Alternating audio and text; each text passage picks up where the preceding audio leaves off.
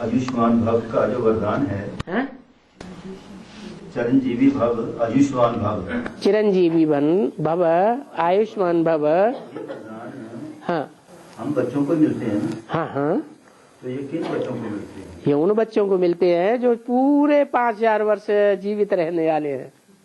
इस षष्ठी रूपी रंगमंच पर एक जन्म भी उनको कम नहीं मिलेगा। उसके लिए उनका क्या पुरुषार्थ होना चाहिए? आत्मिक स्थिति। जो आत्मिक स्थिति के पुरुषार्थ में सबसे जास्ती तीव्र होगा वो पूरे 84 जन्म लेगा, क्योंकि आत्मा परिपक्व स्टेज को प्राप्त हो गई पुरुषार्थ करके। आत्मा बीज है, 84 जन्म लेने हैं आत्मा को, तो उतनी परिपक्व स्टेज भी तो चाहिए। और धर्म वाले आत्मा की परिपक्व स्टेज को नहीं प्राप्त करेंगे, वो देहभान में रह जाएंगे। इसलिए जब शरीर छोड़ेंगे तो उनका देह मिट्टी में मिलाया जाएगा, देहभान की मिट्टी में गड़ जाते हैं।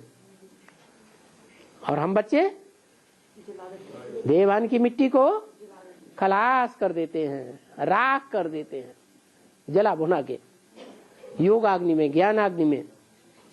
संगम युग में हम बच्चों की उम्र सतयुग से भी ज्यादा होनी चाहिए।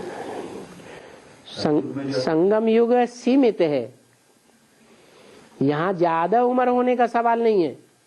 यहाँ का 1 सेकंड वहां का जन्म जन्मांतर का हिसाब बना देता है।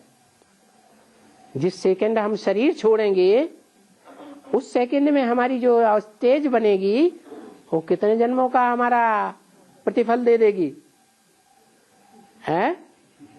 हाँ, अनेक जन्मों का प्रारब्ध है, उसे 1 सेकंड में बन जाएगा।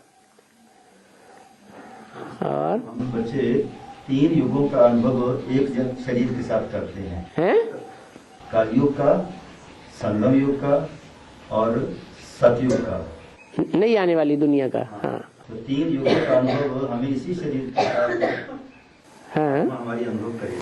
हाँ, त्रेता युग की स्टेज का अनुभव नहीं करते हैं? हैं? नहीं करते हैं? हाँ, फेलियर होते हैं तो कैसे होते हैं? राम वाली आत्मा फेलियर की स्टेज में कैसे गई?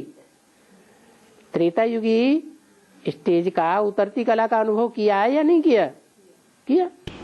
बाबा जो नंबर 1 आत्मा है, पाठधारी, 36 के बाद कितना समय तक वो सतयुग में शरीर सहित रहेगी?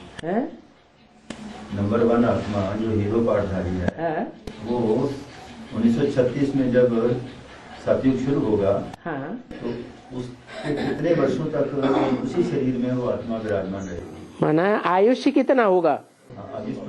आयु कितनी होगी? नियम क्या है आयु के संबंध में? आयु लंबी होने या कम होने का नियम क्या बताया है? जो जितना याद में तीखा होगा उसकी उम्र भी उतनी लंबी हो जाएगी। तो सबसे जास्ती तीखी याद किसकी होती है? हीरो पाठधारी की सबसे जास्ती तीखी याद होती है। तो उसकी उम्र भी दुनिया की 500 करोड़ मनुष्य आत्माओं के मुकाबले कम होगी या ज्यादा होगी? सतयुग में जो पहला जन्म लेने वाले सामान्य पुरुषार्थी हैं, जो संगम युग में ब्राह्मण, वो 150 वर्ष आयु है उनकी बताई हुई। तो उस 150 वर्ष की आयु से ज्यादा आयु होगी या कम आयु होगी? ज्यादा होगी। बच्चों की भी तो होगी ना? बच्चे भी नंबरवार होंगे। और भक्ति खत्म होती है तो ज्ञान मिलता है ना? भक्ति खत्म होती है तो ज्ञान मिलता है, वो परसेंटेज के आधार पर कहा गया है। जिस परसेंटेज में हमारी भक्ति खत्म हुई उसी परसेंटेज में हमको ज्ञान मिलेगा। अभी हम अपने को संपूर्ण ज्ञानी कहें या अधूरा ज्ञानी कहें? अधूरा ज्ञानी। क्यों?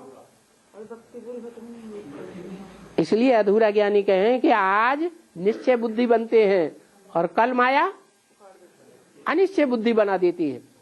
तो संपूर्ण निश्चय बुद्धि हुए, संपूर्ण ज्ञानी हुए या अज्ञानी हुए? अज्ञानी ही कहेंगे। बाबा जो ज्ञान में नहीं चलते उनके यूं की आयु होती है 105 को 110 बोलता है। दादाजी की 110 आयु की उस एज में डेथ हुई। ज्ञान में तो कुछ पता नहीं था, 110 आयु इतनी कलयुग में कैसे ले ली उन्होंने। जो आत्माएं बाद में आएंगी परमधाम से, वो सतो प्रधान स्टेज वाली होती है या तामसी स्टेज वाली होती है, तो उनकी आयु लंबी नहीं होनी चाहिए।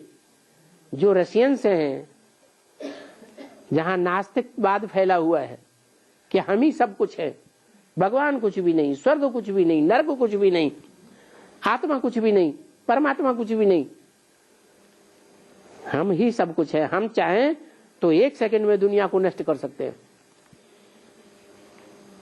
तो ऐसी नास्तिकवादी आत्माएं जो बिल्कुल निम्न स्टेज की आत्माएं हैं, जिन्हें धर्म के ऊपर कोई आस्था नहीं है, ऐसी आत्माएं बाद में उतरती हैं या आदि में उतरती हैं या मध्य में उतरती है?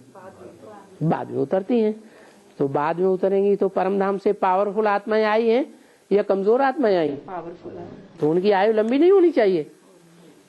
आज भी रशियंस की आयु 125 वर्ष से 130 वर्ष आराम से होती है। और बाबा आह्वान करना भी भक्ति है? आह्वान करना